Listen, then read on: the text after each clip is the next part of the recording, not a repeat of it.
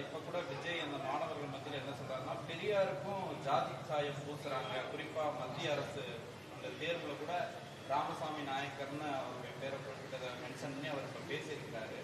அந்த மாதிரி நிலைமை தான் இருக்கா தலைவர்களுக்கு? இல்ல, அதெல்லாம் ஒண்ணும் கிடையாது. அவரே ரொம்ப நாள் ராமசாமி நாயக்கர் தான் கையெழுத்து போட்டுருந்தாப்ல. தம்பி, பெரியார் இங்க ஒரு படம் வந்துச்சுல்ல, இங்க பெரியார்னு ஒரு படம். அங்க என்ன, அங்க ஆந்திரால அந்த படம் வரும்போது பேர் என்ன? என்னை பாருங்க, அதுக்கு பேர் என்ன சொல்லுங்க, நீங்க சொல்லுங்க. இல்ல, அங்க போகும்போது நாயக்கர் தான் படம் வந்தது. பெரியார் ராமசாமி நாயக்கர் தான் பேர் வச்சு படம் வெளியிட்டாங்க. அது தெரியுமா தெரியாதா? ரொம்ப நாள் அவர் எழுதின கடிதங்கள் எல்லாமே, முகமது அலி ஜின்னாவுக்குலாம் எழுதின கடிதங்கள்லாம் இருக்குல்ல, அதுல எல்லாம் நாயக்கர் தான் போட்டுக்கோ.